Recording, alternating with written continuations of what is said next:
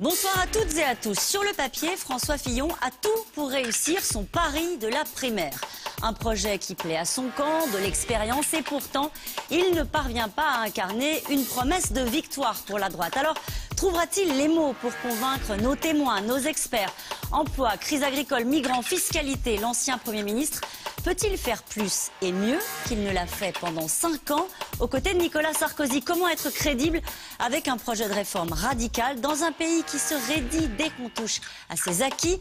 Vos questions, vos commentaires par SMS au 41 555 et sur les réseaux sociaux avec le hashtag C'est Politique, portrait signé Stéphanie Gillon et Joël Lefebvre. C'est politique, c'est parti.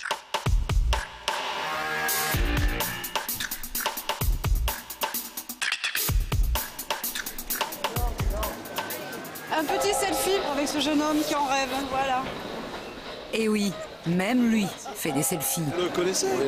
Avec le temps, il a appris, 3 ans déjà, qu'il se prépare, lui, pour la primaire. Est-ce que vous ressentez que ce terrain, ce travail porte ses fruits? Je pense qu'il faut faire les choses sérieusement, pas faire preuve de démagogie, donc il faut travailler beaucoup et ça prend du temps. Voilà. Du temps pour peaufiner son projet, diffuser ses idées et se défaire de cette image un peu austère, un peu effacée. Pour moi, c'est l'homme politique le plus sérieux, le plus crédible pour redresser le pays. Il est chouette, moi je l'aime beaucoup, hein, mais il est trop, un petit peu trop mielleux, quoi. Hein, et ça, c'est pas bien. Plus déterminé que jamais, malgré des sondages qui ne décollent pas. À 9 mois de la primaire, l'ex-premier ministre est bien décidé à faire peur à ses adversaires, et pas seulement aux vaches. C'est toi. Non, c'est toi. C'est Fillon. Non, ils ont peur du maire de Tarbes, c'est normal. J'aurais peur aussi. C'est rare de vous voir les pieds dans la gadoue. C'est parce que vous venez pas souvent avec moi. Non, madame, c'est pas propre. Moi, je suis un rural, moi. J'ai été 30 ans élu dans un milieu rural. Je suis né dans un milieu rural. Je continue à y habiter. Voilà, je suis tout à fait dans mon élément. Mais pourtant, vous avez cette image très parisienne, très palais de la 5 ans République. passés à Matignon, voilà. Mais Ça se corrige, ça? je m'en détache. Faire oublier Matignon et aussi le bilan qui l'accompagne. Vous pensez qu'il peut changer les choses?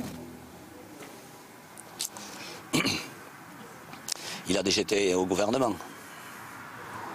Si on veut changer les choses, il faut prendre des mesures qui sont assez dures, qui sont assez sévères. François. C'est le nouveau credo de ce catholique pratiquant, un discours de vérité aux accents churchilliens. On peut gagner en promettant du sang et des larmes. C'est surtout qu'on peut gagner en promettant que le sang et les larmes que les Français supportent aujourd'hui pourront être résolus par les mesures qu'on propose. Cette accusation à mon égard de promettre du sang et des larmes, c'est une accusation que je récuse. À 61 ans, ce féru d'alpinisme poursuit donc la difficile ascension vers la plus haute fonction de l'État, en espérant que l'histoire finisse un peu mieux que lors de sa conquête du mont Balaïtous il y a quelques années. Je vais vous faire une confidence, il connaît mieux les Pyrénées que moi. Et il a gravi les montagnes les plus importantes de notre département. Sauf que pour le Balaïtous, il s'est passé quelque chose. Arrivant à quelques dizaines de mètres du sommet, je vous donne en mille, que lui est-il arrivé? Il est tombé. J'espère, mon cher François, qu'en 2017, tu arriveras bien au sommet sans tomber. Quelle est votre force, finalement? Ma force, c'est d'avoir un programme radical. Alors qu'il me semble que les autres candidats sont dans des logiques qui sont des logiques plus classiques, qui consistent au fond à refaire en mieux peut-être ce qu'on avait essayé de faire dans le passé. Est-ce que c'est vrai que vous arrêtez si vous ne gagnez pas en 2016? Je vais gagner. Bonsoir François Fillon. Bonsoir. Nous reviendrons sur cette petite phrase de fin, je vais gagner. Mais d'abord, laissez-moi vous présenter nos témoins et nos experts qui sont à mes côtés ce soir pour vous interroger. Nathalie Marchand, vous êtes éleveuse de porc, vous êtes à la tête d'une exploitation avec votre mari depuis 1998. Vous êtes passionnée et en colère. Alain Rémy-Zéphyr, vous avez 61 ans, comme François Fillon d'ailleurs. Vous avez toujours travaillé comme commercial, mais depuis plus d'1 an, vous cherchez du travail sans succès. Nicolas Barré, vous êtes directeur de la rédaction des Échos, notre partenaire dans cette émission, et vous ferez un comparatif des programmes économiques de François Fillon et de Nicolas Sarkozy. Brice Teinturier, directeur général délégué de l'Institut de sondage Ipsos et enseignant à Sciences Po Paris, et vous reviendrez sur le paradoxe Fillon. C'est vrai que cette phrase de la fin du portrait est assez inhabituelle chez vous. Je vais gagner. Oui, je le pense, oui. Vous le pensez depuis peu ou vous le pensez depuis toujours? Je le pense depuis que je me suis lancé dans cette course dès l'échec de 2012. Et pour une raison simple, c'est que je pense connaître les raisons qui font que jusqu'à maintenant notre pays n'a pas réussi à résoudre le principal problème auquel il doit faire face, qui est la question du chômage. Voilà. Justement, on y reviendra. On a 1h20 pour savoir si vos recettes sont en capacité de séduire les Français, en tout cas ceux qui sont sur ce plateau ce soir. Surtout de réussir. Voilà. Réussir pour le pays, c'est ça que vous voulez dire.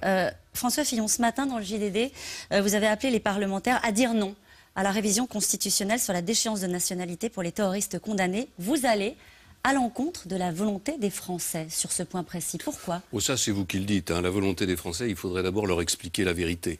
Il y a beaucoup de Français qui pensent, parce que tout le monde s'exprime de cette manière, que pour déchoir des terroristes de leur nationalité, il faut modifier la Constitution. C'est faux. Et s'il y avait un peu plus d'observateurs et un peu plus d'hommes politiques qui aient le courage de le dire, peut-être que les Français penseraient différemment. La déchéance de nationalité existe dans le Code civil français depuis des décennies. Elle a d'ailleurs été appliquée, je crois, une 20aine ou une 30aine de fois dans notre histoire. On peut vouloir la durcir, élargir les conditions de la déchéance à des personnes qui ont une double nationalité. Il suffit d'une loi pour le modifier. Donc vouloir modifier la Constitution, ça cache quelque chose. Ça cache quoi? Ça cache une impuissance du pouvoir exécutif qui, au lieu d'agir, d'appliquer les lois qui existent, de mettre en œuvre une stratégie de lutte efficace contre le terrorisme, préfère créer des nouveaux débats, inventer des nouvelles lois, ça ne cache modifier... pas, François Fillon, une volonté politique qui est d'aller chercher un symbole fort, de justement réunir l'ensemble de la classe politique en congrès? Je voudrais vous montrer une photo. Vous y étiez au congrès au lendemain des attentats du 13 novembre. Vous vous êtes levé, vous avez chanté la Marseillaise et vous avez montré au pays cette image d'une classe politique. Et alors, au nom d'une image d'unité, il faut faire n'importe quoi? Il faut défigurer la Constitution de la République française, y mettre n'importe quoi. Ça la défigure? Oui, bien sûr. Quand vous mettez dans la Constitution quelque chose qui n'a rien à y faire, ça la défigure. Et ça ouvre un précédent, c'est-à-dire que ça veut dire qu'on va recommencer. À chaque fois qu'on voudra faire une démonstration d'unité nationale, on mettra dans la Constitution des principes qui ensuite rendent impossible soit le gouvernement du pays, soit compliquent considérablement les choses. La Constitution de la République ne parle pas de la nationalité. Il y a sans doute une raison à cela. C'est laissé à la loi. Vouloir aujourd'hui introduire cette notion de force contre une grande partie de la gauche, contre une grande partie de la droite, c'est en réalité vouloir réaliser une opération de communication. Vous parliez de symbole. Est-ce que c'est un piège dans lequel est tombée une partie de votre camp, de votre famille politique en particulier? Oui, parce Nicolas qu'il y a... Sarkozy à Enfin, je ne sais pas si c'est un piège dans lequel on est tombé, mais en tout cas, ce qui est certain, c'est qu'on a réagi, pour certains d'entre nous, d'une manière un peu pavlovienne. C'est-à-dire qu'on entend le mot déchéance de nationalité, eh ben on y va. Est-ce qu'il fallait ne pas se poser la question de savoir, est-ce qu'il est nécessaire de modifier la Constitution? Et pourquoi est-ce que François Hollande n'applique pas la loi telle qu'elle existe? Pourquoi est-ce qu'il Parce qu'il va chercher du symbole? Parce qu'il va chercher une petite affaire pour faire semblant d'agir au nom de la sécurité des Français, alors que pendant ce temps-là, il n'a tiré aucun enseignement de ce qui s'est passé, ni au début de 2015, ni en novembre. Il n'y a pas eu de réforme des services de renseignement, il n'y a pas eu de modification de notre appareil de lutte contre le terrorisme. Et j'ajoute qu'il n'a quasiment rien fait pour changer la donne au Proche-Orient, c'est-à-dire les fameux engagements qu'il avait pris à Versailles, qui m'avaient conduit d'ailleurs à trouver son discours, sauf sur cette question de la Constitution, positif. On va faire une alliance avec les Russes. Le départ de M. Bachar el-Assad n'est plus une nécessité absolue. On va revoir nos alliances avec les pays de la région pour réellement éradiquer l'État islamique. Tout ça n'a pas été Vous fait. signez une tribune dans le JDD, pardonnez-moi de vous couper, aujourd'hui. Il était prévu, d'après mes informations, que cette tribune-là soit signée par d'autres parlementaires. Vous l'assumez seul. Pourquoi les autres, pardonnez-moi, se sont débinés? Non, pas du tout. Pas du tout. Vous verrez bien le vote mercredi. Mais vous serez nombreux? Justement, j'ai considéré que ça ne devait pas être une affaire politicienne. Ça ne doit pas être une petite opération pour diviser la droite dans un combat interne. C'est ma conviction personnelle. Je l'ai d'ailleurs dit à maintes reprises depuis le discours de François Hollande. Je l'ai dit le lendemain de ce discours dans une interview à Nice Matin. Je l'ai répété plusieurs fois, je l'ai répété devant ma famille politique. J'ai espéré que le gouvernement reviendrait sur cette décision, ou au moins que le président de la République ferait la démonstration que la réforme constitutionnelle est nécessaire. Devant la comédie qui se déroule sous les yeux des Français, j'ai pensé qu'il fallait que j'assume mes responsabilités. Et est-ce que vous les assumerez jusqu'au bout, vos responsabilités? Parce que, inévitablement, la gauche vous fera porter la responsabilité, pas uniquement à vous, mais à ceux qui auront voté contre, la responsabilité d'un éventuel échec. Ça m'est parfaitement égal. Tout ça n'a aucune importance. La seule chose qui compte, c'est qu'il n'y aura pas dans la Constitution une tâche, j'allais dire indélébile, parce que la Constitution, elle va nous survivre. La Constitution, c'est notre texte sacré, c'est ce qui nous rassemble. Et alors, on va aller abîmer cette Constitution pour se faire plaisir, pour faire plaisir à François Hollande, ou pour donner le sentiment que les responsables politiques sont rassemblés dans la lutte contre le terrorisme. Elle ne doit pas s'adapter à l'histoire, jamais, la Constitution. Mais elle doit s'adapter à l'histoire, pas à la conjoncture. On ne parle pas de l'histoire, là. On est en train de bricoler dans des conditions invraisemblables, puisque je vous rappelle que François Hollande, après avoir changé 4 fois de position, veut introduire dans la Constitution la notion de déchéance de nationalité pour tout Français qui prendrait les armes contre son pays, puis ensuite, dans un texte législatif, restreindre cette application aux seuls binationaux. Tout ça est hypocrite, tout ça c'est exactement le contraire de la manière dont je veux qu'on fasse de la politique. Eh bien, c'est dit et c'est clair. On vous a laissé tout à l'heure dans le reportage, vous étiez en déplacement avec des bottes en plastique, les pieds dans la boue. Et bien, nous voilà aujourd'hui sur une thématique qui a fait l'actualité cette dernière semaine, la colère des éleveurs. Avec vous, Nathalie Marchand, vous êtes éleveuse de porcs, vous co-dirigez l'exploitation avec votre mari. Est-ce que vous avez participé ces derniers jours à des opérations coup de poing, comme on dit, pour faire entendre la colère des éleveurs? Oui, vous y étiez? Oui, sur tous les fronts. Et c'est le bon moyen de se faire entendre, même quand parfois c'est un peu violent? Alors, je ne sais pas si c'est le bon moyen, mais puisque on a l'impression qu'on dit les choses depuis longtemps, mais ne pas être entendu. Et vous savez, quand le peuple paysan se soulève, c'est souvent qu'il y a un désarroi profond. Et je pense qu'aujourd'hui, la conjoncture, on est vraiment dans une crise concrète, puisque toutes les productions sont en crise. Eh bien, on va en parler de cette crise et de votre colère. Elisa Coudray et David Lemarchand vous ont suivi dans votre exploitation. L'élevage, le monde paysan, elle a ça dans le sang, dit-elle. Cela fait près de 20 ans que Nathalie Marchand s'est installée avec son mari. Ils produisent 2300 porcs par an. C'est pas l'heure de la tétée, allez hop! 50 heures de travail par semaine pour un salaire d'à peine plus de 700 € par mois chacun. Le couple produit à perte. Pourtant, leurs bêtes restent encore trop chères face à la concurrence étrangère. Regarde, ça va être déclassé. Hein. Et celui-là aussi. Hein. Regarde, celui-là aussi. Ça devrait être parti depuis longtemps. Mais ils n'ont pas trouvé d'acheteurs. Aujourd'hui, c'est une catastrophe parce que sanitairement, c'est pas bon. Au niveau alimentation, ça consomme encore plus longtemps. Donc économiquement, c'est pas rentable, quoi.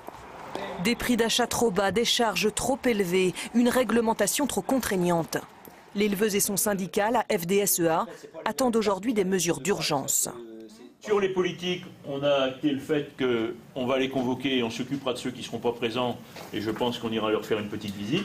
Ils ne peuvent pas se gargariser devant la presse ou devant leurs citoyens et nous laisser crever sur le terrain. C'est nous qu'on les occupe. Car c'est bien de survie dont il s'agit. Si rien n'est fait, Nathalie Marchand devra stopper son activité fin mars. Ma question est la suivante. Compte tenu de ce que représente l'agriculture en termes d'économie, d'emploi, d'aménagement du territoire, d'autonomie alimentaire, ne serait-il pas temps d'en faire une priorité nationale ? Alors, l'agriculture, priorité nationale, François Fillon. Bon, il y a des sujets d'urgence et puis il y a des sujets de moyen et de long terme. Il y a un sujet d'urgence, c'est qu'il y a des centaines, des milliers d'exploitations qui vont disparaître parce que quand on ne peut pas se payer de salaire pendant plusieurs mois de suite, on est obligé d'arrêter son activité. Et c'est une réalité dans votre sujet, c'est une réalité que j'évoque dans mon livre, c'est une réalité qu'on rencontre chaque jour. Donc il y a un immense problème d'urgence. Cette urgence, elle nécessite des mesures immédiates. Les mesures immédiates, ça ne peut pas être des grandes réformes de structure. La première mesure immédiate qui peut être prise, c'est la levée du blocus à l'égard de la Russie. Ça, vous l'attendez? Oui, depuis un an. C'est une mesure stupide qui n'a eu aucun effet sur le plan de la politique internationale, si ce n'est de nous fâcher un peu plus avec la Russie, mais qui ruine nos agriculteurs. Et les agriculteurs européens, parce que c'est l'ensemble. Donc ça, c'est une mesure qui peut être prise. Alors, il faut évidemment que l'ensemble de l'Europe se décide à la prendre, mais il faut au moins que le président de la République tape du poing sur la table. Il y a une deuxième mesure immédiate, c'est une baisse immédiate des charges sociales. Il y avait une proposition que nous avions faite, je reconnais qu'on l'a fait trop tardivement, qui consistait à baisser les charges sociales et à augmenter la TVA. François Hollande a abrogé ce texte en arrivant pour inventer le CICE. Le CICE ne concerne pas les agriculteurs. Eh bien, il faut supprimer toutes ces affaires de CICE, toutes ces niches fiscales dans tous les sens, baisser les charges de manière uniforme, quitte à augmenter la TVA si c'est nécessaire. Il y a une troisième mesure qui est urgente, c'est de geler les normes environnementales qui frappe les agriculteurs français et qui ne frappe pas les autres agriculteurs européens. Vous voyez, moi, je ne suis pas irresponsable. Je ne dis pas qu'il faut enlever toutes les contraintes qui pèsent en matière d'environnement. Mais les Allemands, les Hollandais, les Danois, les pays d'Europe du Nord, ils ont des normes sanitaires qui sont très, très sévères, des normes environnementales qui sont très sévères. Nous, on en a rajouté au-dessus. Donc, moi, je demande qu'on les retire. Alors, juste Nathalie Marchand, quand vous entendez ces mesures d'urgence, est-ce que ça suffirait à ce que vous ne mettiez pas la clé sous la porte? Parce que c'est ça, votre sujet. Quelques autres que je n'ai pas eu le temps de dire. Voilà. On y reviendra, Non, ça c'est déjà un premier pas parce que effectivement, comme vous le dites, par rapport aux charges sociales, le delta, puisqu'on se compare beaucoup à l'Allemagne et à l'Espagne, puisqu'aujourd'hui, comme ils ont des coûts de production moins importants, c'est aussi ça qui pose problème. Donc effectivement, sur les premiers éléments que vous avez abordés, c'est important, mais il en faut d'autres. Parce qu'on a encore besoin il faut vraiment un pacte de confiance entre aussi les consommateurs et les producteurs et les citoyens. Parce qu'aujourd'hui, il y a une adéquation entre les volontés des consommateurs et des citoyens. Parce que les consommateurs, ils veulent payer moins cher, ils veulent avoir de la qualité. Alors les consommateurs aujourd'hui les citoyens veulent des petits élevages en France, alors que moi, par exemple, j'ai 110 truies sur mon exploitation. La même exploitation en Allemagne, c'est 1000 truies. Donc la compétitivité, on ne peut pas l'avoir la même. Le consommateur, par contre, veut payer de moins en moins cher. Aujourd'hui, il faut savoir, par exemple, si on prend la crise du lait, puisqu'elle arrive, un litre de lait, aujourd'hui, est moins cher qu'une cigarette. Aujourd'hui, le prix payé pour un litre de lait au producteur, c'est 28 centimes. Quand on regarde le prix d'une cigarette, c'est 35 centimes. Il va falloir qu'on remette l'église au milieu du village. Ça ne peut pas continuer comme ça. Mais ça, c'est l'État qui fixe les prix, non? Non, mais l'État peut contribuer. Parce que quand on parle petite exploitation, ça, c'est un choix que le gouvernement fait par rapport pour répondre aussi aux associations écologiques, environnementales et autres. Ils ont des envies, mais après, il faut qu'ils soient compatissants avec nous, parce qu'on ne peut pas être compétitif là-dessus. Alors ça veut dire une chose, c'est que les agriculteurs, c'est des entrepreneurs. Il faut arrêter de considérer que les agriculteurs, c'est quelque chose à part, qui serait en dehors de l'économie. C'est des entrepreneurs. Donc, ils ont besoin d'une politique de charge, de baisse de charge, mais ils ont aussi besoin de plus de liberté en matière de structure.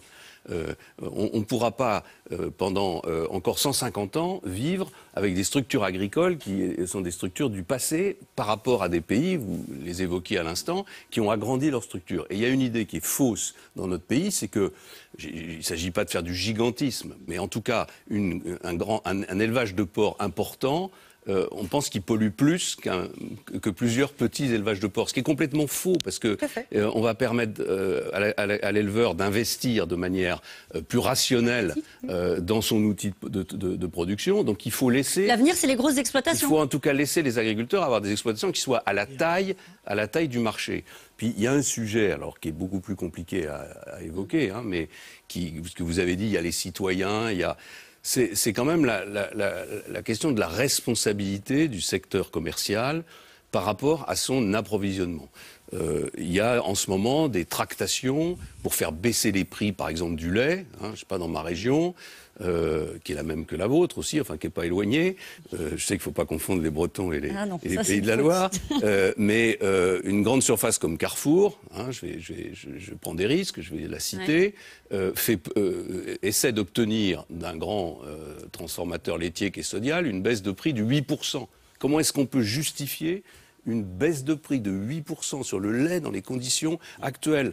Donc il faut quand même poser la question officiellement, publiquement, en disant à Carrefour, est-ce que vous voulez la disparition totale des producteurs de lait sur le territoire national? Je me tourne vers vous deux. Demain, les représentants de la grande distribution sont conviés à Matignon. Qu'est-ce que vous attendez de la grande distribution? Qu'est-ce que vous attendez de l'État vis-à-vis de la grande distribution? Une fois, pardonnez-moi qu'on a dit ça, François Fillon, qu'est-ce qu'on fait avec Carrefour? Eh bien, je pense que l'État doit pouvoir travailler à une contractualisation tripartite entre le producteur, les transformateurs, les distributeurs. Mais qu'est-ce que vous attendez des distributeurs, de la grande distribution? Qu'il y ait une répartition des charges, des marges réparties.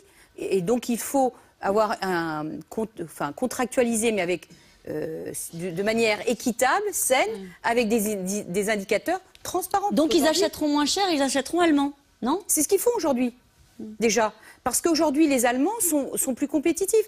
Et donc, par rapport à ça aussi, pour inciter à acheter français, il faut l'étiquetage. Enfin, je suis désolée, on avait à l'Assemblée nationale un projet de loi qui devait passer, qui a été présenté jeudi dernier.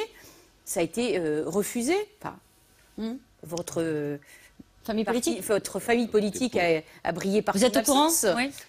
Oui. Non, si. Non, il y a toujours une confusion entre la question de savoir si les députés sont présents en séance, mais on est dans un système majoritaire où c'est la majorité, et donc notre famille politique était représentée. Et il y a d'ailleurs un texte d'origine qui vient des Républicains au Sénat, qui a été porté par le groupe des Républicains. Mais laissons ça de côté. La question fondamentale, que vous voulez évoquer, c'est l'étiquetage. Tout à fait.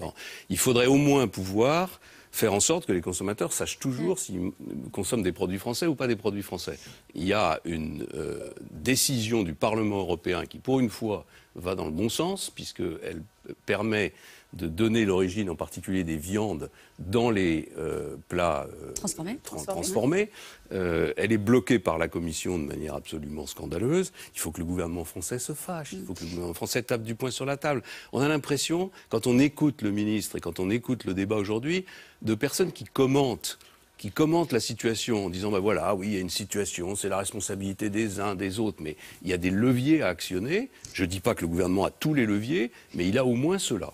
Est-ce que vous avez été, j'imagine que pendant 5 ans, les 5 dernières années où la droite était aux responsabilités, il y avait aussi des sujets de tension au sein de l'agriculture, tout n'était pas rose. Est-ce que vous diriez, François Fillon, aujourd'hui, puisque l'heure est au mea culpa, il paraît, que vous n'avez pas fait suffisamment pour l'agriculture? Il y a eu plusieurs crises. Il y a eu une crise, en 2009, il y a eu une crise très, très violente. Alors il y avait une crise économique et financière, mais il y a eu une crise dans le porc et dans le lait qui a été très violente. Mais est-ce que vous avez fait suffisamment pour les agriculteurs? Sûrement pas, puisque la situation aujourd'hui, si on avait fait assez, elle serait évidemment très très bonne.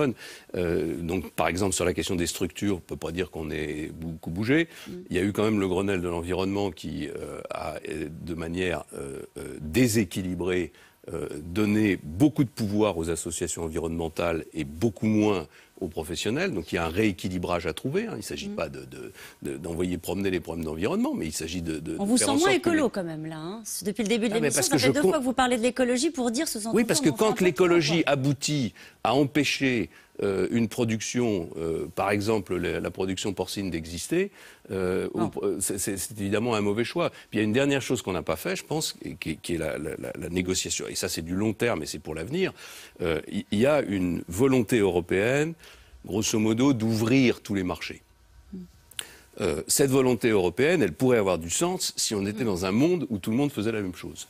Il se trouve que les Américains font exactement le contraire en matière agricole. Ils ont plutôt tendance à fermer leur marché. Ils ont voté ce qu'on appelle le Farm Bill avec des mesures qui sont plutôt protectrices. Donc moi, je pense que quand la première puissance économique du monde protège son agriculture, la deuxième puissance économique du monde, qui est l'Europe, fait la même chose. Allez, on en vient aux réponses à la crise d'une manière générale. Nicolas Sarkozy a apporté quelques propositions. Cette semaine, le patron du parti Les Républicains n'est pas encore candidat, mais il a déjà un projet, et en particulier un contre-choc fiscal de 25 milliards d'euros. Romain Becker. Depuis 3 ans et demi, les Français, entreprises comme particuliers, ont supporté 50 milliards d'augmentation d'impôts. Je considère qu'il faut le rendre la moitié de ce qui leur a été prélevé tout de suite. Il n'est pas encore candidat, mais il a déjà un programme. Si Nicolas Sarkozy est de nouveau élu président en 2017, il commencera son deuxième quinquennat par ce qu'il appelle un contre-choc fiscal. Des mesures en faveur des entreprises et des ménages. Au total, près de 25 milliards d'euros de baisse d'impôts et de charges dès l'été 2017. Des allègements que l'ancien chef de l'État compte financer par des économies. Dans le même temps où le nouveau gouvernement déposerait conditionnel le projet de réforme des impôts sur le bureau de l'Assemblée nationale, dans le même temps, sur le bureau du Sénat, il déposerait un plan d'économie et de réforme structurelle qui permettra de financer les baisses d'impôts. L'objectif, si vous voulez, serait 100 milliards de dépenses publiques en moins sur la durée du quinquennat. Pour trouver ces 100 milliards d'euros, Nicolas Sarkozy propose dans un entretien au journal Les Échos le retour du non-remplacement d'un fonctionnaire sur 2 partis à la retraite, la dégressivité des allocations chômage et un nouveau recul de l'âge de la retraite. 63 ans en 2020, 64 ans en 2025, c'est 15 milliards d'euros en année pleine. Peu importe, c'est voté. En 2025. Et ça serait voté tout de suite. Malgré ces économies, l'ancien président l'admet, son programme pourrait créer du déficit public. Voici une mesure en revanche qui ne coûterait rien à l'État, l'abandon des 35 heures. Je propose de donner la liberté aux entreprises, en interrogeant leurs salariés, notamment par le référendum interne à l'entreprise, de choisir ceux qui veulent rester aux 35 heures ou ceux qui veulent passer à 36 heures, 37 heures, 38 heures. La seule condition que je poserai, c'est que ça soit 36 heures payées 36, 37 payées 37, 38 payées 38, pas en heures supplémentaires. Bon. La fin des 35 heures, une mesure sur laquelle s'accordent également Alain Juppé et François Fillon. Alors François Fillon, j'imagine que vous avez été très attentif aux propositions économiques de Nicolas Sarkozy. Est-ce que vous avez été surpris par ce que vous avez entendu ? Bon, moi, je ne suis pas venu pour commenter les propositions de Nicolas Sarkozy, mais pour vous parler des miennes. Oui, vous arrivez à le faire en parlant de celles de Nicolas Sarkozy, parce qu'on n'est pas très éloigné non plus. Ma conviction profonde, c'est qu'il faut faire redémarrer l'économie française. Pour faire redémarrer l'économie française, on a besoin d'un choc à la fois technique, fiscal et réglementaire, mais aussi d'un choc psychologique.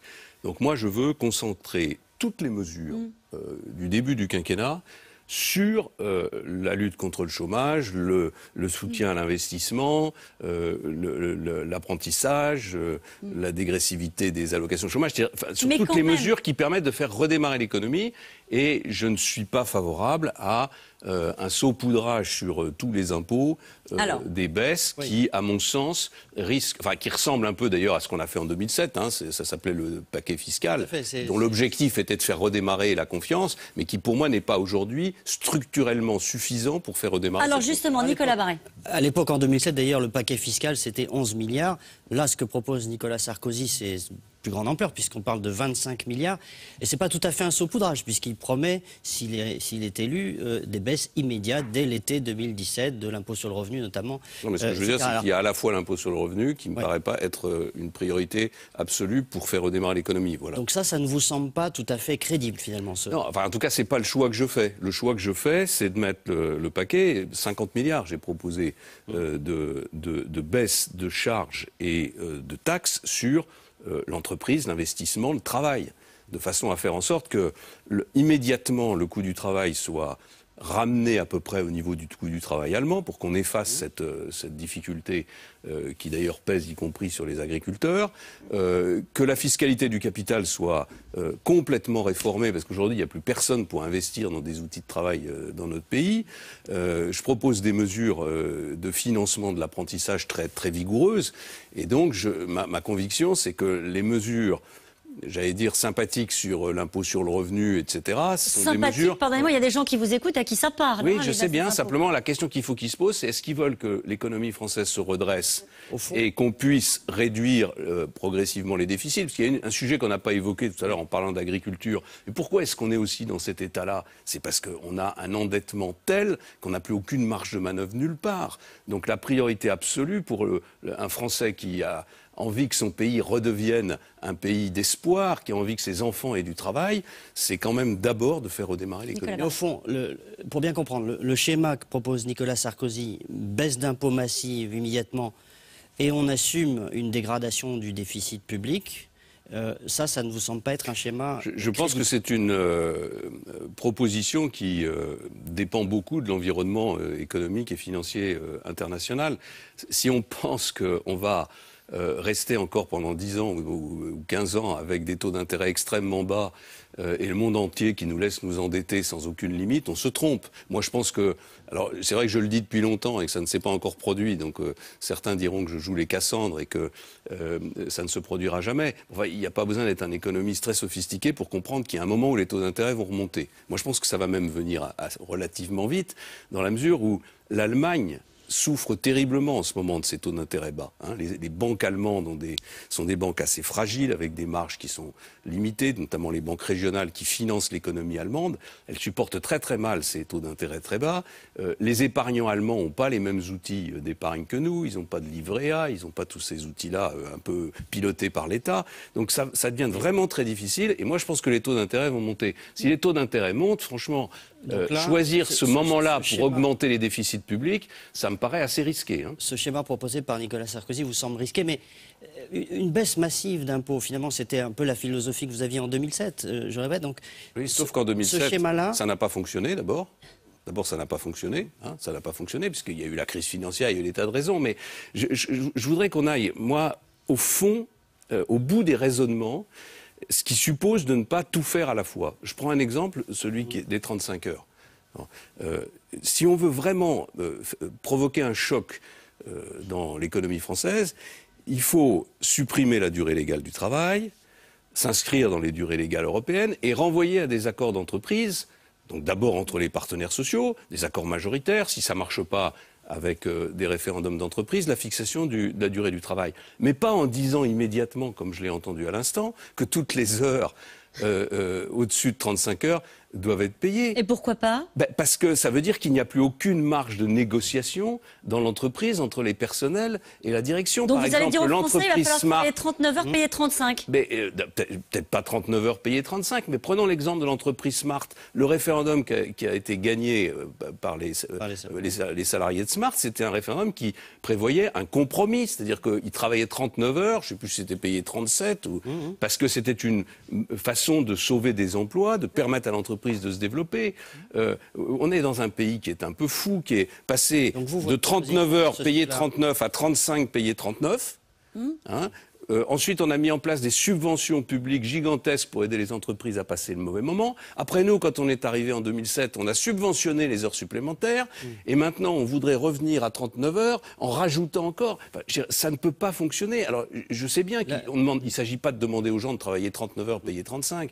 Mais il y aura des compromis. Et je pense qu'il y a beaucoup de Français qui sont prêts à travailler un peu plus pour avoir un emploi le lendemain. La défiscalisation des heures supplémentaires, puisque vous l'évoquiez à l'instant, c'était pas une bonne idée finalement? C'est une bonne idée dans un pays riche. Ça a donné beaucoup de pouvoir d'achat. Bien sûr, je le regrette pas. Mais c'est quand même une idée de pays riche, quoi. C'est quand même une idée qui consiste à subventionner d'une manière indirecte les heures supplémentaires dans un pays qui s'est permis de subventionner la baisse du temps de travail. Quand nos voisins nous regardent... Donc là, on n'a plus les moyens de baisser les impôts, c'est un peu ce que vous dites. Je pense qu'on n'a plus les moyens de baisser les impôts avant d'avoir démontré à des Français qui sont très sceptiques sur la parole publique que les choses allaient vraiment changer. Donc si vous dites aux gens, on va baisser tous les impôts, Mais vous inquiétez pas, on va faire un peu de déficit, mais c'est pas grave, la croissance va nous permettre de nous rétablir. Je pense qu'il y a beaucoup de Français qui ne le croiront pas. Juste, on en avait deux là, des Français. Peut-être que vous avez pas. Envie d'entendre qu'on va baisser les impôts. Ni l'un ni l'autre, vous voulez qu'on baisse les impôts? Non, je préfère qu'on maintienne les entreprises au niveau économique pour relancer le travail. L'explication qui vient d'être donnée, je suis bon, ok. Voilà. Nicolas Barré.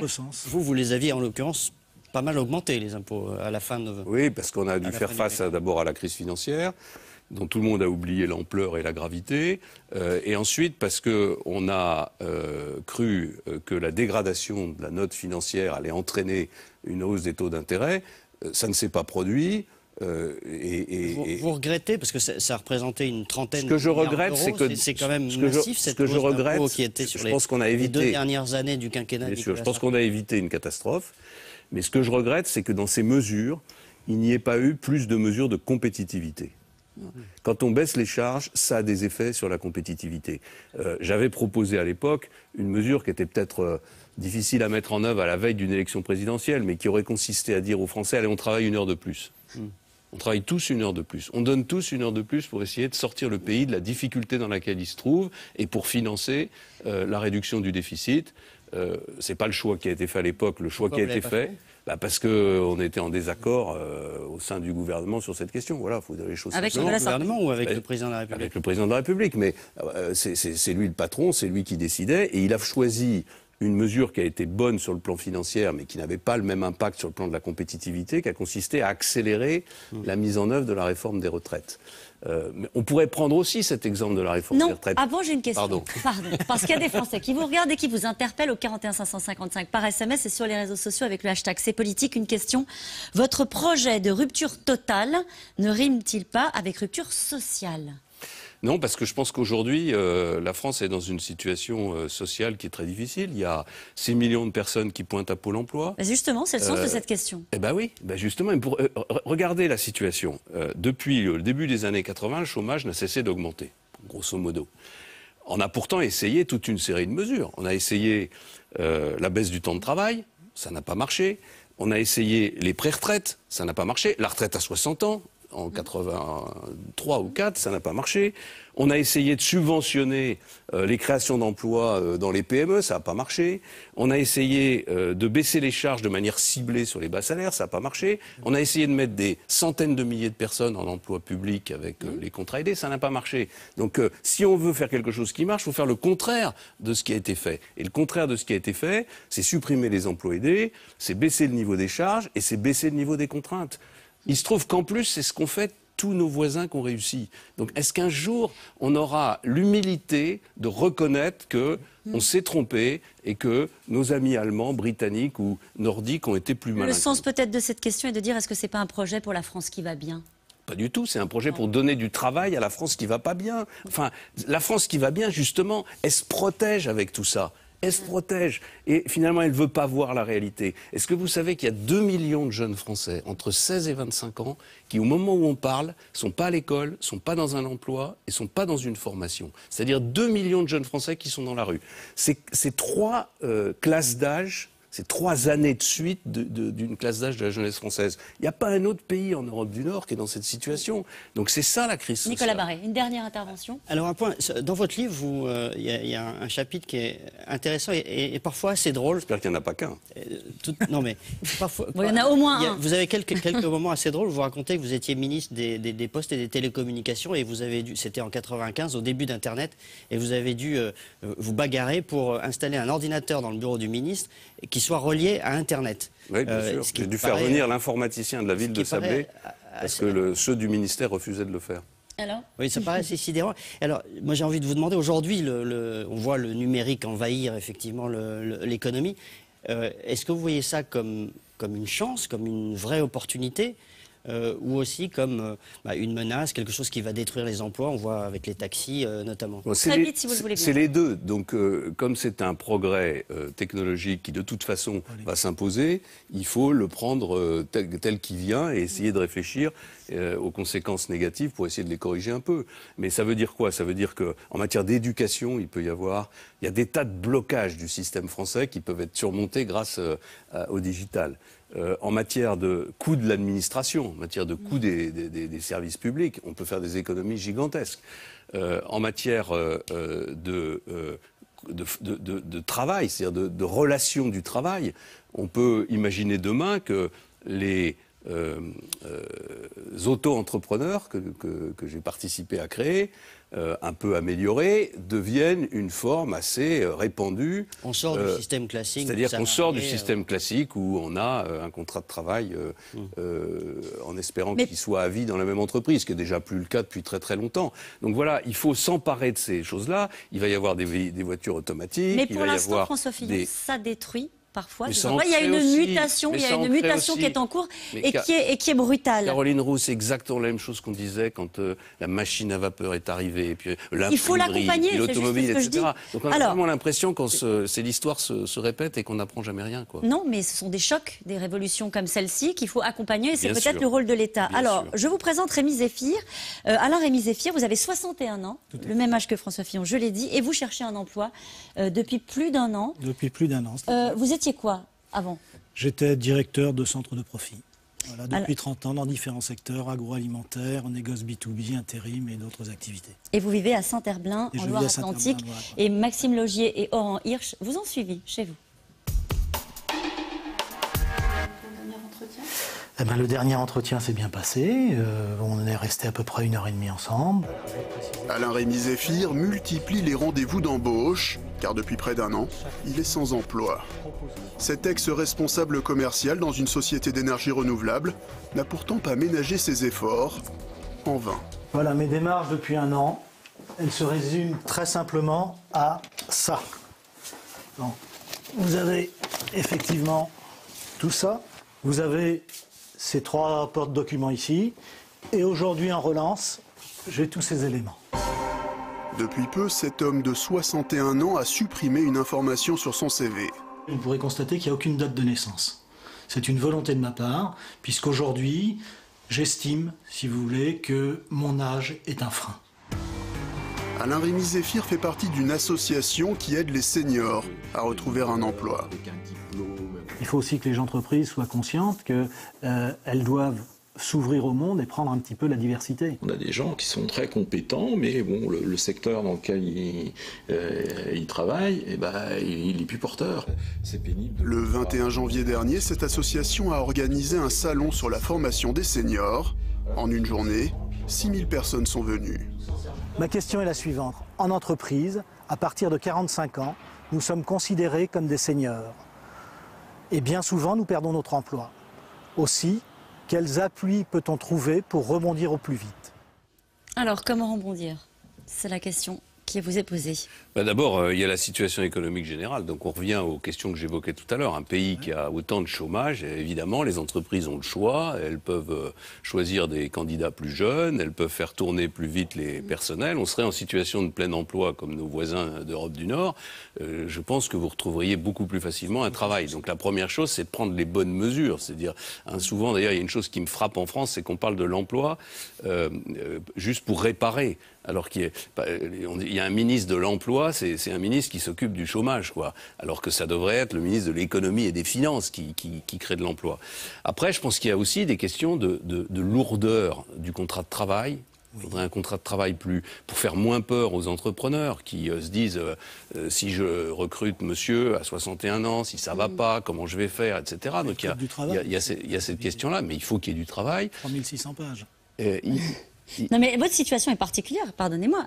Vous avez 61 ans et quand on l'a vu dans le reportage, quand vous demandez un boulot, vous mettez pas votre âge.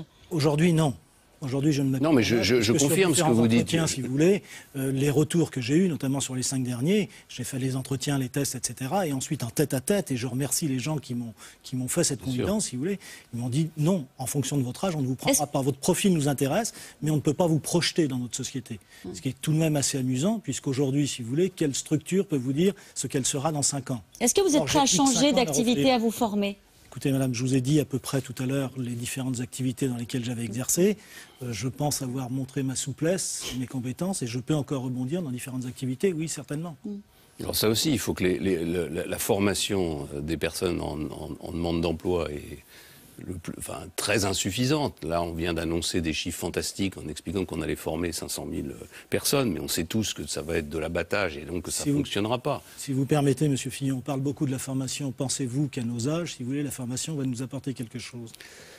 Vous soulignez tout à l'heure la formation. La formation, je crois, notamment la formation des apprentis, dépend de l'éducation nationale. D'accord ? On a toutes les formations qui ont été lancées, si vous voulez, aujourd'hui, ont été lancées sans même consulter les entreprises, c'est-à-dire pour connaître leurs besoins. Là, vous me donnez une porte de sortie, parce que je vais vous parler de l'apprentissage. Je vais même aller plus loin au niveau de l'apprentissage, justement. Vous l'avez souligné tout à l'heure. Et l'apprentissage est très intéressant. Bien sûr. Il est donc tenu par l'éducation nationale. Aujourd'hui, former un apprenti en France, ça coûte 9 000 €, d'accord, payé par le contribuable. En Allemagne, ça coûte 2 000 € et c'est payé par l'entreprise.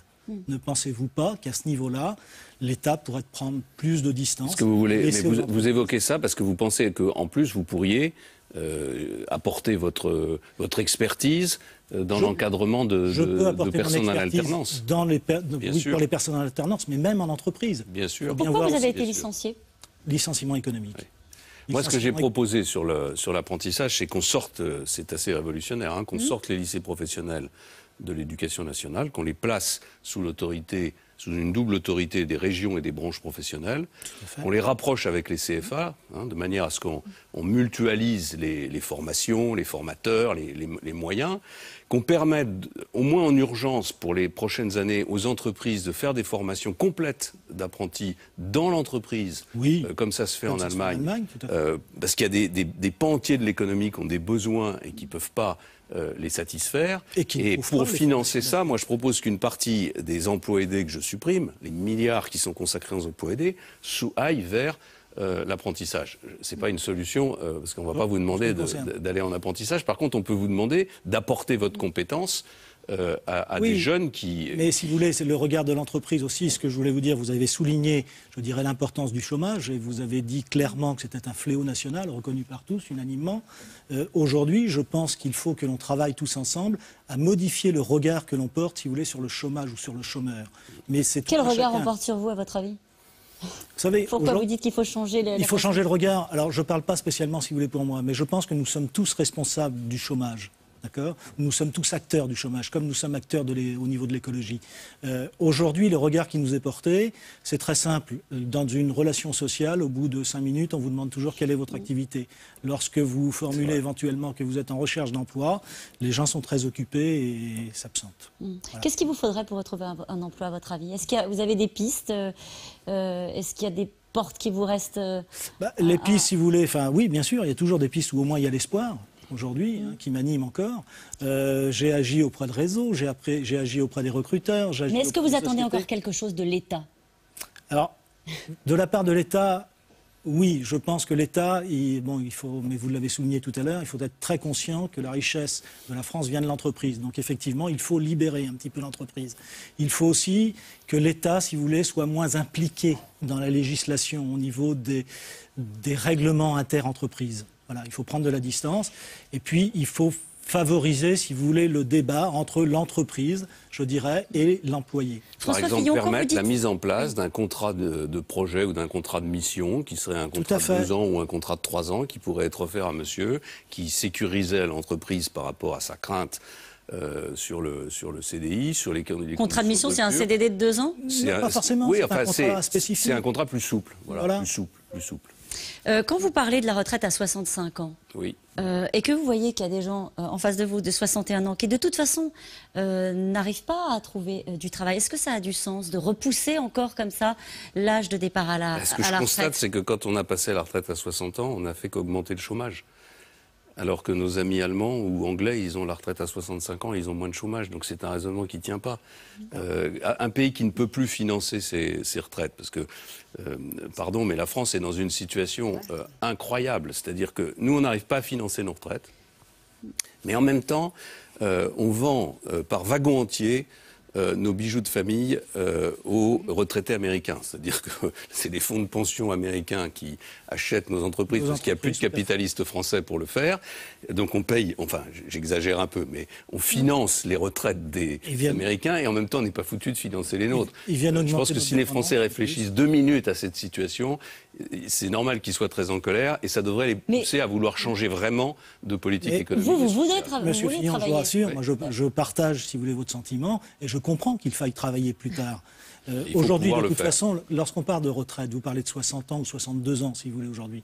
Ça veut dire quoi? À 62 ans, vous avez la possibilité de demander votre retraite, si vous voulez, dès l'instant où vous avez, entre guillemets, réalisé vos 166 trimestres. Autrement, vous aurez une retraite, si vous voulez, qui sera moins faible. À partir de 67 ans, vous pouvez prendre votre retraite et même si vous n'avez pas vos trimestres, à ce moment-là, vous aurez une retraite à taux plein. Et autrement, l'âge légal pour lequel vous ne pouvez refuser, si vous voulez, que la retraite vous soit imposée par votre employeur, c'est 70 ans. Donc il est clair, de toute façon, que la durée de vie augmente, que travailler plus, c'est nécessaire. Mais ce qu'il faut aussi, si vous voulez, c'est changer la mentalité. Aujourd'hui, on parle de pénibilité au travail. Ça me heurte, Monsieur Fillon. Pourquoi? Moi, je vous parlerai de la souffrance de ceux qui sont en recherche d'emploi. L'essence même de l'homme, c'est le travail. C'est ce qui nous anime. Donc il faut vraiment changer ces mentalités. Est-ce que vous avez pensé à monter votre boîte, auto-entrepreneur, puisqu'on en a parlé à l'instant? J'ai réfléchi effectivement, ou j'y réfléchis encore. La difficulté, si vous voulez, c'est qu'en France, on a un carcan administratif qui est très lourd. Et avant même de franchir le cap ou de réaliser, si vous voulez, cette création, il va s'échelonner, ça va durer 1 an, 1 an et demi. Alors c'est plus court pour les auto-entrepreneurs quand même. Oui, mais c'est vrai qu'on peut encore améliorer les choses. Soyez conscient que l'auto-entrepreneur n'est pas une solution, si vous voulez, immédiate. Peut-être pas immédiate. En tout cas, il y a une chose qui est certaine quand on vous voit, et quand on me voit, c'est que 61 ans, c'est très jeune. Ah oui, c'est ça. Et que donc, mon idée qu'il faut que l'âge de la retraite l'âge légal soit porté à 65 ans, c'est pas une idée absurde. Mais je partage, vous pouvez même aller au-delà. On passe maintenant la parole à Brice Teinturier de l'Institut Ipsos, directeur général délégué de l'Institut Ipsos. Vous nous résumez pour commencer le paradoxe, Fillon. Il y a un paradoxe dans les sondages. Oui, pour quelqu'un qui s'intéresse à l'opinion des Français, il y a un paradoxe, François Fillon, parce que vous êtes à la fois d'abord populaire et respecté. Vos niveaux de popularité sont élevés chez les Français, vous faites partie des 10 personnalités politiques régulièrement les plus appréciées. Quand on appuie un peu sur le bouton François Fillon, les Français nous répondent honnêtes, compétents, sérieux, calmes, expérimentés, austères parfois, mais c'est aussi une qualité pour eux. Chez les sympathisants, les Républicains, vous êtes à 63% de jugements favorables. C'est le même niveau, voire un peu supérieur maintenant à Nicolas Sarkozy. C'est derrière Alain Juppé, mais c'est quand même un niveau tout à fait conséquent. Vous êtes la 2e personnalité politique qu'ils apprécient le plus, les sympathisants LR. Et, je vais cesser d'être agréable, et quand on vous compare, quand on pose des questions de concurrence dans notre jargon, pas simplement des questions d'intention de vote de primaire, mais des questions de souhait de candidature, demandant quel est celui que vous souhaitez le plus, quel est le meilleur, etc. Là, vous refluez. Là, en comparaison, vous n'êtes pas aussi élevé que votre popularité pourrait le laisser entendre ou espérer. Alors moi, je vois 3 raisons à cela, immédiates, mais il peut y en avoir beaucoup d'autres, vous nous le direz. Il y en a une première qui n'est pas votre détermination d'ailleurs. À un moment donné, les gens s'interrogeaient sur votre détermination à aller jusqu'au bout. C'est un problème réglé. Les Français, les électeurs potentiels des primaires pensent que vous irez jusqu'au bout. Ça progresse. Ça progresse, tout à fait.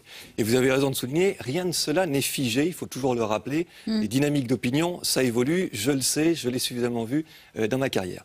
Mais première cause, peut-être, explication de ce paradoxe, vos propositions sont approuvées quand on les donne.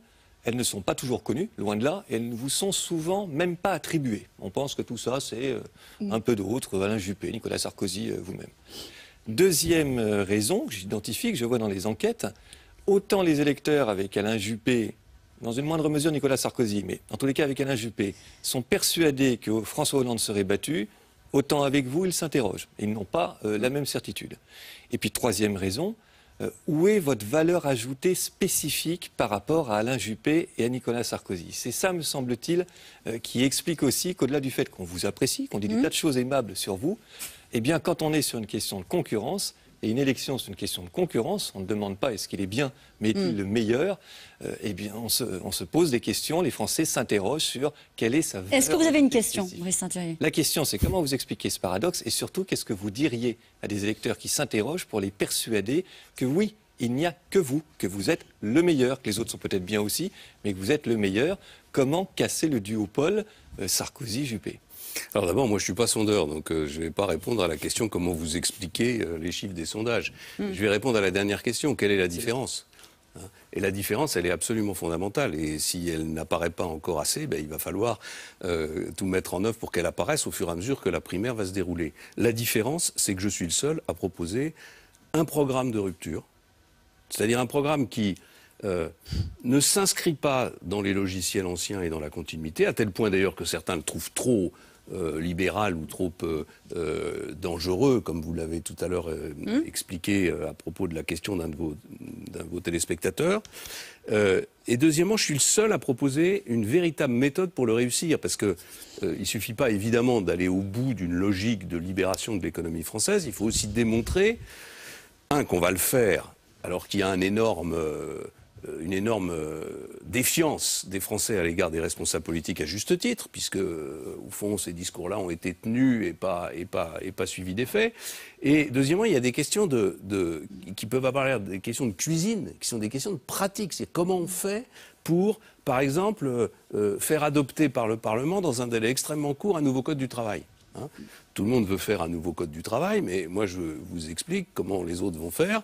Ils vont arriver, il y a un nouveau ministre du Travail qui va arriver, qui va commencer par réunir une commission, qui va discuter avec les partenaires sociaux, et puis dans 6 mois, le truc sera totalement enlisé, il n'y aura pas de nouveau code du travail. Et vous ferez comme... Donc moi, je dis que je veux que le ministre qui va porter le nouveau code du travail, il soit connu avant les élections.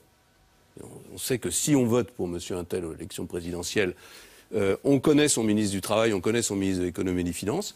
Le texte du nouveau Code du Travail, il doit être connu avant les élections, en tout cas au moins le projet, de manière à ce que le 1er juillet, parce que à cause du calendrier politique français qui est un peu bizarre, on peut commencer à travailler que le 1er juillet.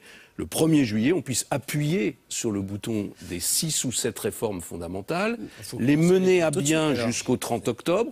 Comment ? Il faut commencer à l'écrire tout de suite. Bien sûr, mais on est dessus. On est dessus. Par exemple, s'agissant du Code du travail, j'ai une équipe qui travaille déjà depuis des semaines et des semaines, depuis des mois. D'ailleurs, sur une méthode qui est assez simple. Moi, je pense qu'il ne faut pas réécrire le Code du travail. Je pense que la réécriture le transformera en un code plus compliqué. Je pense qu'il faut juste garder ce qu'on appelle les normes sociales fondamentales. Ça fait à peu près 150 pages. Et renvoyer tout le reste. Vous ne dites pas ce que vous faites des syndicats, parce que quand vous appuyez sur le bouton, il y a quand même des partenaires sociaux, il y a des corps intermédiaires. Mais les syndicats, d'abord, tout le monde sait que j'ai beaucoup de respect pour le dialogue social. J'ai été ministre des Affaires sociales, j'ai pratiqué le dialogue social et j'ai pas du tout l'intention d'expliquer que les partenaires sociaux n'ont pas d'utilité. Simplement, si on veut changer le pays de façon rapide, il faut le faire avec l'appui des Français. Donc il y a une élection présidentielle, on pose la question aux Français, c'est pas pour ensuite, 15 jours après, s'enfermer dans un débat avec des organisations syndicales qui sont certainement très importantes mais qui ne représentent pas la majorité des Français, alors que les Français, ont pris la décision à l'occasion des élections présidentielles. Et je vais plus loin puisque je propose même, je vais très loin dans le déroulement du calendrier des réformes entre le mois de juillet et le mois d'octobre. Moi, je pense qu'il faut un référendum à la mi-septembre sur 2 ou 3 questions qui sont des questions stratégiques et que le Parlement aura du mal à résoudre. La première question, c'est la question de l'organisation du territoire. Donc, je veux fusionner les départements et les régions, ce qu'on avait d'ailleurs déjà enclenché. Il y a une question sur le nombre de parlementaires et sur la modernisation. Et puis, il y a une question sur le principe d'égalité. Vous voyez, on parle de révision de la Constitution. Voilà une belle révision de la Constitution. Inscrire dans la Constitution l'égalité de tous les Français face aux régimes sociaux. C'est-à-dire, il n'y a plus de public et de privé, c'est le même Vous régime. êtes très habile, François Fillon, vous essayez de vous échapper des questions d'image. Parce que je réponds aux questions qui comptent, parce que les questions d'image, honnêtement, pardon, mais je m'en moque un peu. C'est vrai, ça compte pas ? C'est pas que d'abord si c'est mon image, c'est mon image. Je veux dire, je suis pas un acteur de cinéma et je suis pas en train de changer de costume, de cravate, de couleur de cheveux pour faire plaisir ni à Brice Teinturier ni à je ne sais qui d'autre. Et puis la deuxième chose que je crois, c'est que la primaire va se cristalliser au moment où les Français vont comprendre qui sont en mesure de choisir le candidat de la droite et du centre. Aujourd'hui, il n'y a pas un Français qui est conscient qui s'intéresse à cette question. C'est une question qui est extrêmement lointaine. Donc il y a un moment où il va y avoir des débats sur votre plateau avec les candidats à la primaire. On va mettre les On est en train de le faire là. Ça vous a échappé ou pas? On est en train de le faire depuis plus d'une heure. Oui, d'accord. Mais je veux dire, on va avoir des débats où on va être confrontés les uns aux autres. Ce que vous nous dites, donc, c'est qu'il y a une double rupture à opérer, que vous êtes le seul à l'incarner, la rupture sur le fond et la rupture sur la méthode, si j'ai bien compris. Si on revient à votre image, pas l'image superficielle ou en tant qu'homme, sur quelle thématique vous souhaiteriez être identifié comme étant celui qui propose les solutions les plus nécessaires et les plus novatrices? C'est-à-dire, quand on appuie sur le bouton Nicolas Sarkozy, il y a des choses autour de l'immigration, de l'autorité qui arrivent. Quand on appuie sur Alain Juppé, il y a des choses aussi sur les questions économiques. Vous souhaiteriez, quand on appuie sur le bouton François Fillon, que les Français vous associent à quoi comme thématique? Pour l'instant, qu'est-ce qui sort quand on appuie sur le bouton Fillon comme des choses qui sont plutôt proches de ce qu'on trouverait à propos d'Alain Juppé, c'est-à-dire des questions autour de l'éducation, autour des retraites, autour des déficits, mais également un peu de questions sur les dimensions régaliennes ou d'autorité. Et c'est justement la hiérarchie de tout ça qui n'est pas claire, parce qu'il y a un peu de tout ça, alors qu'eux sont plus identifiés sur une thématique. D'où ma question, ça serait quoi la thématique qui donnerait la griffe François Fillon? La thématique principale, c'est moi je veux le plein emploi. Et je pense que la France peut être en plein emploi dans un délai de 5 ans. Voilà. Mais en même temps, on ne peut pas simplifier les choses. Nicolas Sarkozy l'avait dit aussi, ça, oui, ce que vous dites. C'est pour ça que je propose les méthodes maintenant pour le faire. Je propose la méthode. Si on veut être pour le plein emploi, il ne faut pas dire que les heures supplémentaires, toutes les heures au-dessus de 35 heures sont payées. Ce que je veux dire, c'est que François Hollande et Nicolas Sarkozy ont pris exactement le même engagement que vous. Voilà, mais ils ne sont pas allés au bout. Ni dans les propositions, ni dans la méthode. Puis après, il y a une deuxième chose, c'est que les Français, ils ne vont pas se prononcer pour un candidat qui ne leur parlerait que d'emploi, ou pour un candidat qui ne leur parlerait que d'immigration ou de sécurité. Si on prend l'exemple des sujets d'immigration, j'ai fait des propositions qui, à mon sens, sont plutôt plus radicales que celles de Nicolas Sarkozy. Oui. Alors, si elles ne sont pas assez connues, c'est sans doute qu'il faut que je revienne dessus, et je vais donc revenir dessus, et je considère votre critique comme un encouragement. Mais par exemple, j'ai défini il y a plus d'1 an une politique d'immigration par quota. Ouais. Et j'ai dit que pour mettre en œuvre cette politique d'immigration par quota, il fallait des statistiques d'origine, ce qui a fait pousser des hurlements à la terre entière. Et je crois même que chez les Républicains, on a dit « Oh là là, il va trop loin ». Voilà, vous voyez, c'est comme les contrats d'assurance. Je vais me mettre mal avec les assureurs. Il y a une belle proposition, puis après il y a une petite astérix de bas de page qui vous ruine le truc. Si vous dites je veux une politique de quota, mais vous dites je veux pas de statistiques d'origine, vous n'aurez pas de politique de quota. Si vous dites je supprime les 35 heures, mais il y a une petite note de bas de page pour dire que toutes les heures supplémentaires seront payées, il n'y a pas de suppression des 35 heures. Alors à propos de Nicolas Sarkozy, dans votre livre Faire, vous dites il lui répugnait de ne pas être aimé. Vous voulez pas être aimé, vous vous en fichez de ne pas être aimé? Moi je regarde mon pays que j'aime, que j'ai servi. Je regarde l'image que gardent les responsables politiques et en particulier les anciens présidents de la République, et je constate une chose, c'est que pour l'instant aucun d'entre eux, je parle des présidents récents, ne verra son nom associé à un vrai redressement du pays. Voilà. Quand on ouvrira les manuels d'histoire plus tard, on dira ils ont fait leur devoir, ils avaient sûrement des qualités, mais ils n'ont pas réussi à inverser la glissade du pays vers la décadence. Donc moi, la seule chose qui m'intéresse, c'est qu'on puisse dire il a eu le courage de redresser le pays. Et donc si vous commencez par vouloir être populaire avant même d'avoir pris des décisions, il se passe ce qui s'est passé ces dernières années, c'est-à-dire pas grand-chose. Alors, on en vient à l'un des défis les plus lourds auxquels est confrontée l'Europe, trouver une réponse concrète et équilibrée à la crise des migrants. Le sujet, c'est avant tout les frontières extérieures de l'Europe. Bernard Cazeneuve s'est rendu en Turquie, à Lesbos. Reportage Barbara Steck. Jeudi, Bernard Cazeneuve s'est rendu sur l'île de Lesbos, porte d'entrée des réfugiés en Europe. Il y a visité son hotspot, ce centre d'enregistrement, voulu par l'Union européenne qui doit faire le tri entre les réfugiés éligibles à l'asile et les autres. Mais la mise en place de ces centres prend du temps. D'autres auraient déjà dû ouvrir. Et qu'est-ce qu'il vous faut pour augmenter vos capacités? Il vous faut des machines? Un retard fortement critiqué par certains membres de l'Union européenne qui menacent d'exclure la Grèce de l'espace Schengen Une pression relayée par le ministre de l'Intérieur.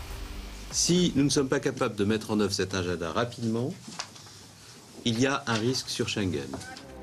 La France entend soutenir la Grèce, qui promet l'ouverture de plusieurs hotspots d'ici le 15 février. L'afflux de réfugiés, lui, ne baisse pas. Au mois de janvier, 50 000 ont traversé au péril de leur vie la dizaine de kilomètres qui séparent les îles grecques de la Turquie. À la crise humanitaire s'ajoute la menace terroriste. Il faut renforcer les contrôles pour empêcher l'entrée de djihadistes parmi les réfugiés. Sur ce terrain, le ministre de l'Intérieur souhaite renforcer la collaboration avec les autorités turques qu'il a rencontrées vendredi à Ankara.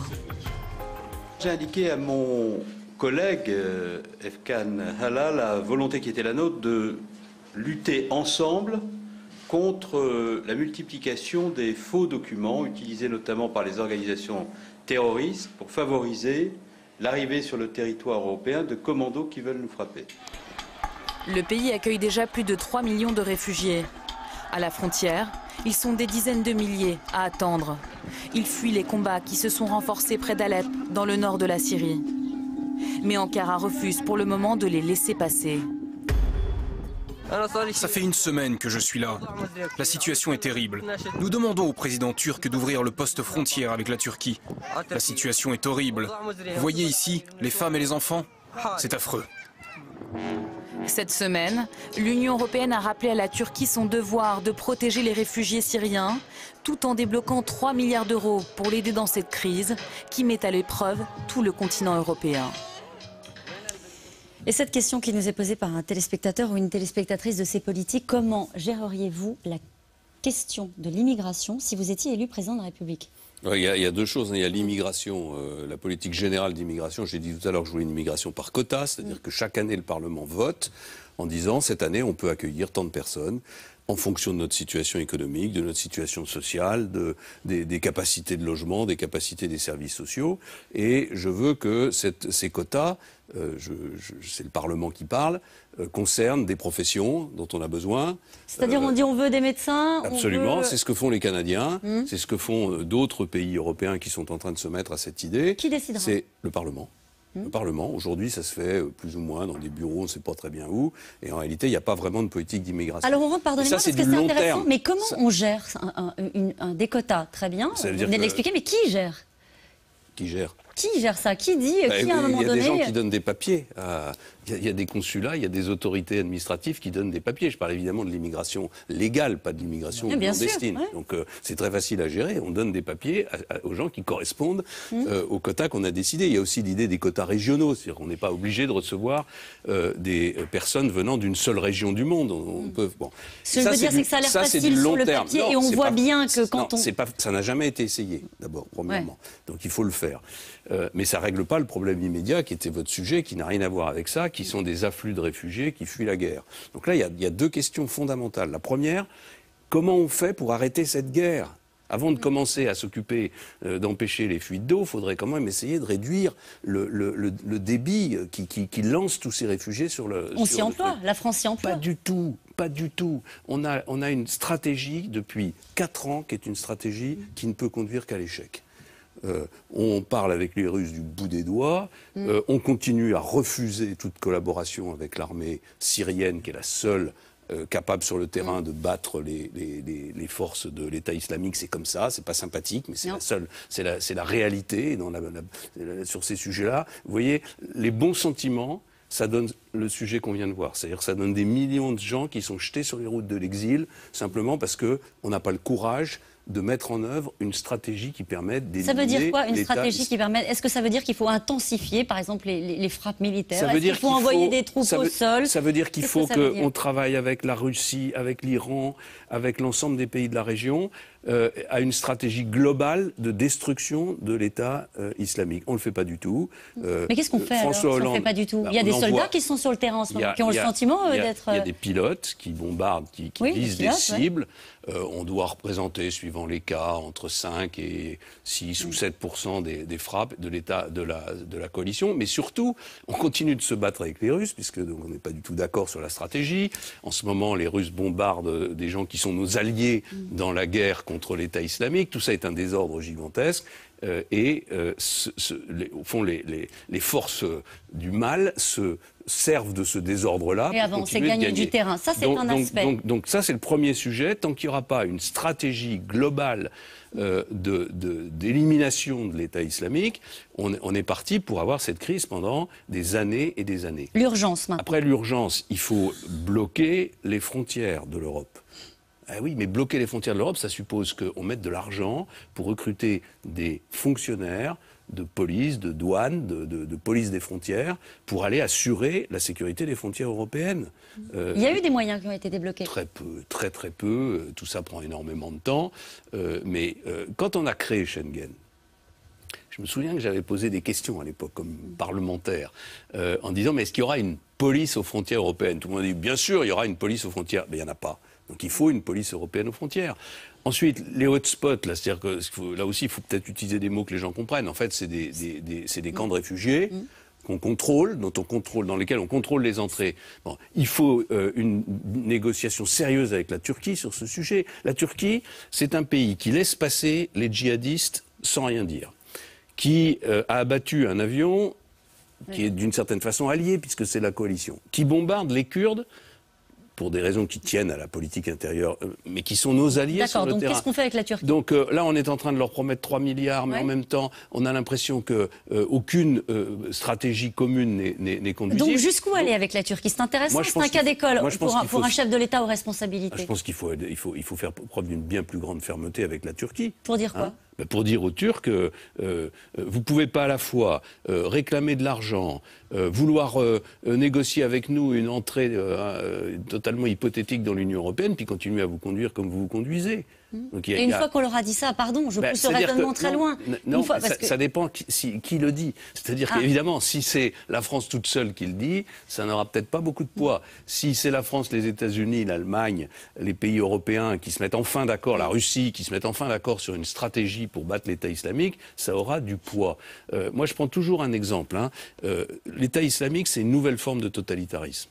On a eu le nazisme, on a eu l'Union soviétique, la menace soviétique, on a eu 2 totalitarismes au XXe siècle, on en a un nouveau au XXIe siècle. Bon, c'est un danger majeur. Il faut s'allier avec tous les gens qui doivent nous permettre de détruire cet adversaire. Alors, nous allons passer maintenant aux photos d'actualité de la semaine. La Corée du Nord, vous parliez de totalitarisme, a provoqué le monde avec un tir de fusée longue portée. Que peut faire la communauté internationale face à ce qu'on peut appeler aux provocations répétées de Kim Jong-un, lui? D'abord, il faut continuer les sanctions. Deuxièmement, c'est quand même un sujet qui concerne beaucoup la Chine. Donc moi, je pense qu'il y a un dialogue sérieux à avoir avec les Chinois sur cette question, parce que la Corée du Nord sans la Chine, sans une certaine compréhension chinoise, serait dans une situation, à mon sens, absolument impossible. La Chine veut entrer complètement dans le concert des nations modernes. L'Europe vient d'ouvrir, à mon avis à tort, une négociation pour reconnaître que l'économie chinoise est une économie de marché. Bon, ça serait bien que dans le même temps, la Chine puisse appuyer de toutes ses forces. Je ne dis pas qu'elle ne fait pas un peu, mais qu'elle fasse plus sur la Corée du Nord. Le gouvernement, il paraît que cette semaine, c'est l'heure du remaniement. Vous avez été chef du gouvernement à 1 an et demi de la présidentielle. Vous étiez encore en responsabilité. Alors ce sera vraiment un gouvernement, à votre avis, un nouveau gouvernement, ou eh bien une équipe de campagne? D'abord, moi je suis contre les remaniements. Ah bon? C'est-à-dire que je pense que dans n'importe quelle organisation humaine, on nomme des gens sur une durée assez raisonnable pour mener des missions aussi difficiles que celles qui consistent à réformer la France. Donc en ggros, c'est 5 ans. Donc même si on s'est trompé de casting, on garde un mauvais ministre jusqu'au bout. Si on a un ministre qui fait des erreurs, si on a un ministre qui commet des fautes, si on a un ministre qui n'est pas à la hauteur, on s'en défait. Mais là, les remaniements, c'est pas du tout fait pour ça. C'est fait pour il est fait pour quoi celui-là de remaniement, à votre avis? J'ai bien compris, il est fait pour permettre à M. Fabius d'aller occuper d'autres fonctions. Il est fait aussi, d'une certaine manière, pour redonner un petit coup de jeune à l'équipe gouvernementale. Mais ça marche plus. C'est une vieille façon de faire de la politique. Ça marche pendant 48 heures. Ça intéresse surtout les commentateurs. Il n'y a pas un Français qui se lève le matin en se disant « c'est génial, il y a un nouveau gouvernement, tout va redémarrer ». Donc je trouve que voilà, ces remaniements, ça devrait être une exception. Alors maintenant, il y en aura un. J'ai aucune idée des choix que le président de la République va faire. Ce que j'ai remarqué simplement, c'est qu'il continue de s'affaiblir. L'épisode, François Hollande, et de donner le sentiment qu'il n'a aucune autorité. L'épisode Nicolas Hulot est terrifiant. Pourquoi ? Parce que si on veut, on laisse pas planer l'idée qu'on va faire rentrer Nicolas Hulot au gouvernement si on n'est pas sûr qu'il va accepter. Sinon, on a vraiment l'impression que ce gouvernement est encore plus faible qu'on le pensait. Allez, une dernière image. Un accent circonflexe. Est-ce que vous mènerez cette bataille-là contre la réforme de l'orthographe ? C'est surtout que je trouve que c'est vraiment pas le moment, quoi. Voilà, ces réformes de l'orthographe, il y en a eu dans l'histoire, et l'orthographe, c'est pas anormal qu'il évolue. Mais quand même, on est dans un pays qui est dans une situation d'échec en matière scolaire terrible. Hein. J'évoquais tout à l'heure les 2 millions de jeunes qui sont sans boulot et qui sont pas à l'école. C'est le résultat direct de l'échec du système scolaire. Il y a des sujets plus graves. Et qu'est-ce qu'on a eu depuis l'arrivée de François Hollande, qui avait promis, je vous rappelle, une refondation du système scolaire. On a eu un truc absolument pourri sur les rythmes scolaires qui était un échec total, enfin, je veux dire, qui ne fonctionne pas et qui n'est pas très important. On a eu une réforme du collège qui a suscité une colère noire et qui n'est pas mise en œuvre. Maintenant, on a la réforme de l'orthographe. Voilà, je pense qu'on pourrait laisser la réforme de l'orthographe de côté pour un quinquennat dans 10 ou 15 ans. Quand on aura vu que ça à faire. Voilà. Hein, allez, nous allons passer maintenant à vos questions SMS. Parler de possible plein emploi alors que depuis des années, personne n'arrive à obtenir de résultats significatifs, n'est-ce pas un peu présomptueux ? C'est juste la constatation que l'Allemagne, la Grande-Bretagne et la plupart des pays d'Europe du Nord, sans parler des États-Unis, sont au plein emploi. Puisque le plein emploi, en gros, c'est autour de 5% de chômage. Donc qu'est-ce qui justifierait que la France, avec toutes les qualités de ce pays, avec le génie qu'est le nôtre, avec la force économique, la force culturelle qu'est la nôtre, pourquoi est-ce qu'on n'y arrive pas ? On n'y arrive pas parce qu'on n'a pas pris les bonnes mesures. C'est pour ça que je propose une rupture. C'est pour ça que je dis que... Nicolas Sarkozy avait proposé, vous le savez bien, une rupture lui aussi. Oui, mais c'est quand vous regardez le programme, je sais parce que j'ai participé à son élaboration, c'était pas une rupture, c'était une des mesures plus ambitieuses que ce qui avait été fait dans le passé, mais c'était pas une rupture. Prenons l'exemple des 35 heures. En 2007, on n'a jamais proposé de supprimer les 35 heures. Et vous le regrettez, oui, à l'époque de ne pas être allé assez loin. Bien sûr. La fiscalité sur le capital, on a fait des choses qui n'étaient pas inutiles, mais on n'a jamais proposé de supprimer l'ISF qui est en train de tuer progressivement l'économie française. Alors, c'est bien de proposer des baisses d'impôts, mais où seraient réalisées les économies ? Alors, les économies, moi, je les ai proposées de façon très rigoureuse. Hein. Plus d'ailleurs des économies que des baisses d'impôts, si on vous a bien compris. Hein. La première économie que je propose, c'est une économie qui consiste à réduire considérablement le nombre des emplois publics. Et moi, évidemment, le 1 sur 2, là, le non-remplacement d'un fonctionnaire sur 2 partant à la retraite, ça ne suffit pas à accomplir un niveau d'économie suffisant. Alors, moi, je pense qu'il faudrait, idéalement, que l'ensemble des fonctions publiques repasse à 39 heures. Avec une négociation sur des améliorations de perspectives salariales en particulier, hein, parce qu'on est aujourd'hui dans un système public où il n'y a aucune Bon, ça, voilà autant d'électeurs en moins. Enfin, c'est compliqué de défendre ça dans la fonction publique où ils ont déjà eu le gel du point d'indice. Il faut leur poser la question de savoir si ils pensent qu'on va pouvoir continuer pendant 15 ans à avoir des fonctionnaires qu'on ne peut pas réellement payer et donc auxquels on ne peut pas offrir d'amélioration de conditions de travail et de conditions de salaire, ou s'il ne faut pas mieux organiser une baisse des emplois publics dans toutes les fonctions publiques, hein, y compris les collectivités locales. Si on passait, je vais faire une proposition qui est un peu brutale, mais elle illustre le sujet. Si on passait de 35 à 39 heures, ça représente 600 000 équivalents emplois dans les 3 fonctions publiques. Alors c'est un chiffre qui mérite d'être discuté, bien entendu, mais enfin ça donne une idée. Les Anglais sont en train de supprimer 1 million d'emplois publics. Les Allemands, sous M. Schröder, ont augmenté de 2 heures le temps de travail. Première économie. Deuxième économie, je propose de revoir les régimes sociaux, puisque un des problèmes de la France, c'est que les transferts sociaux ont pris une importance gigantesque. Donc je propose de rassembler toutes les aides sociales en une seule. Oui, mais en les baissant. Une allocation sociale unique. Ça permet d'abord de faire des économies d'échelle, des économies de fonctionnement considérables, et puis ça permet de lutter contre la fraude, et puis ça permet d'avoir un système dans lequel les revenus des allocations ne sont jamais équivalente ou Il y a beaucoup de supérieure au questions, revenu du François travail. Fillon. Alors on avance. Je n'ai pas l'impression que votre programme fasse la part belle à l'écologie. N'est-ce pas un sujet important selon vous? Je vais me prononcer, je vais faire mes propositions sur l'écologie dans quelques semaines. Comme je travaille sérieusement, je prends les sujets les uns après les autres. Et donc, avant le mois de mai, je proposerai ma stratégie sur l'écologie et sur la politique énergétique, parce que pour moi les deux sont liés. Mais pour moi l'environnement, l'écologie, ça doit être intégré dans toutes les politiques et c'est pas une politique à part. Où en sont vos relations avec Nicolas Sarkozy? C'est une question personnelle, ça. Non, politique. C'est le président de ma formation politique et on a des débats, voilà, ce sont des relations normales. Vous vous sentez totalement libre vis-à-vis des positions qu'il incarne, lui, notamment sur la question de la déchéance de nationalité. Vous êtes un peu le frondeur des Républicains. Non, d'abord je me sens complètement libre. Alors sur un sujet comme celui-là, je rappelle qu'un député, un constituant, puisque là on nous demande d'être des constituants, il ne tient sa légitimité que de ses électeurs et de personne d'autre. Donc libre. Mais au-delà de ça, je me suis jamais senti aussi libre et je vais dérouler mon projet sans aucune contrainte extérieure. C'est-à-dire que la seule préoccupation, c'est les solutions qui marchent pour relever le pays. Si Nicolas Sarkozy gagne la primaire, que ferez-vous? C'est une hypothèse que pour l'instant je n'envisage pas parce que j'envisage de gagner la primaire. Ah oui, c'est vrai. Comment un jeune qui bénéficierait d'un contrat souple pourrait-il avoir accès à un logement? Comment est-ce qu'un jeune qui aujourd'hui est au chômage peut avoir un logement? Comment est-ce qu'un jeune qui aujourd'hui galère pendant 15 ans avant d'avoir un CDI peut avoir un logement? Voilà, c'est ça. C'est cette dialectique française qui consiste toujours à mettre en avant une espèce de solution idéale qui n'existe pas et qui finalement se retourne contre tous ceux qu'on veut aider. Que pensez-vous du chantage britannique au Brexit? Je pense que l'Europe est d'une faiblesse insupportable et que